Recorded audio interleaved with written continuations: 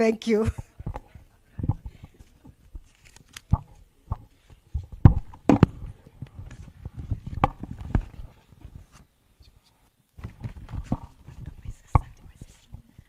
Thank you very much, Professor, my sister Kamar.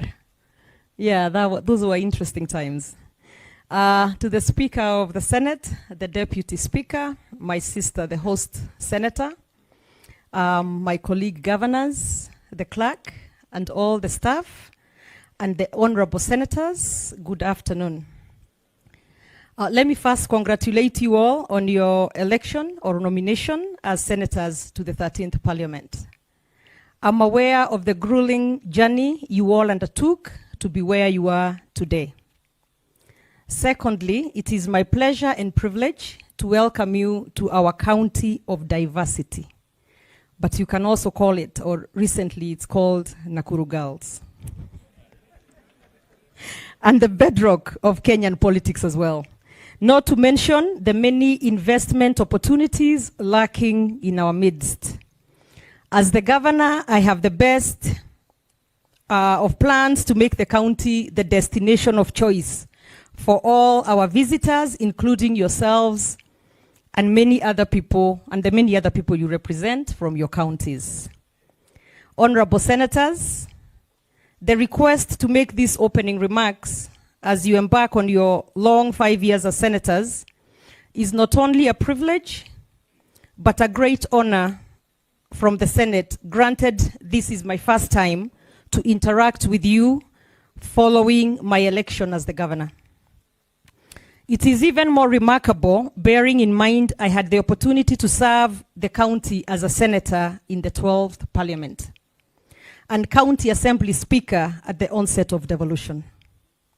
For this, I profusely thank the people of Nakuru for the trust and faith in my leadership.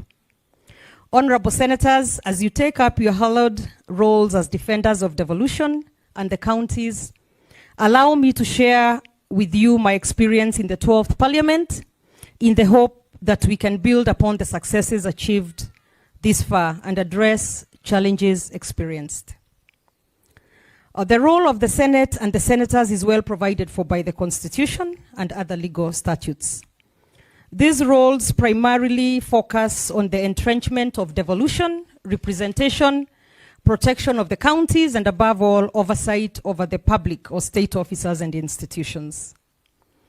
Over the years, the role of the Senate and individual senators has come under sharp focus and questions abound whether the country's bicameral system is a panacea to the socio-economic challenges facing the country. I dare say many have questioned the necessity of the Senate in the legislative architecture of the country.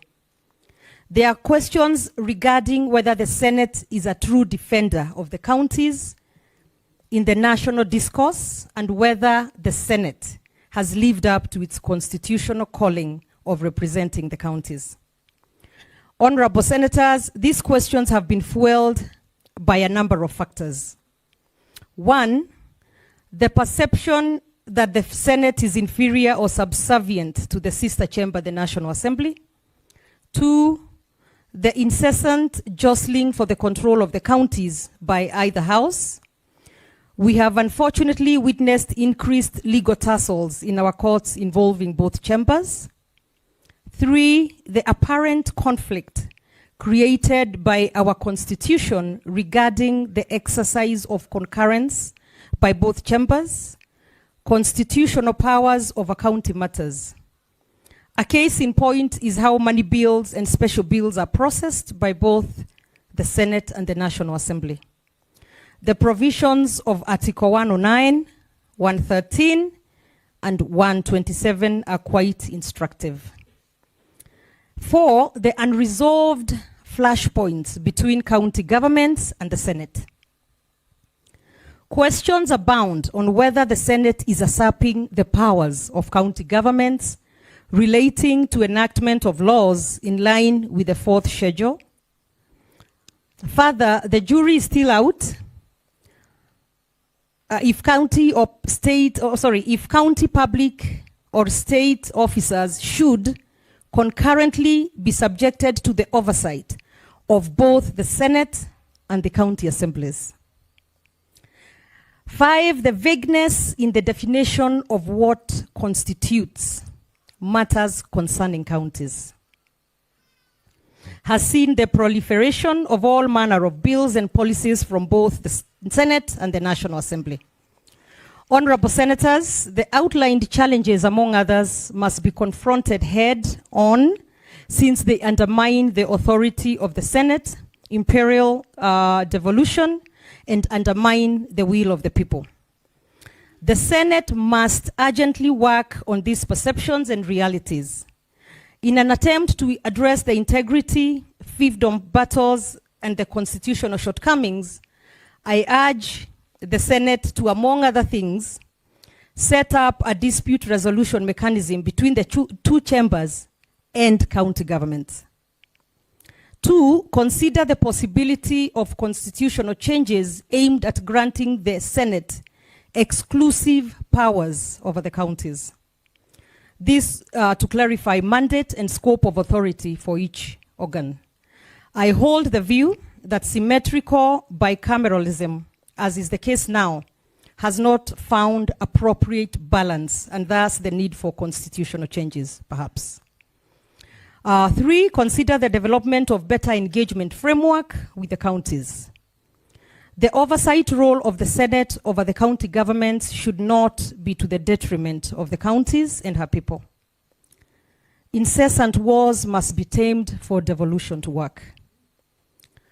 Finally, improving citizens' quizzical view of the Senate. Truth be told, the general population may not quite understand the role of the Senate. Few know the role and the importance of the Senate in the allocation of resources to the counties, though I also believe they are getting to become a little more aware than they were in past years. And also the Senate's role in controlling the excesses of the county chiefs. Real finally, Rohini Nilekani, an Indian writer, once noted, "We cannot be mere consumers of good governance. We must be participants, and we must be co-creators."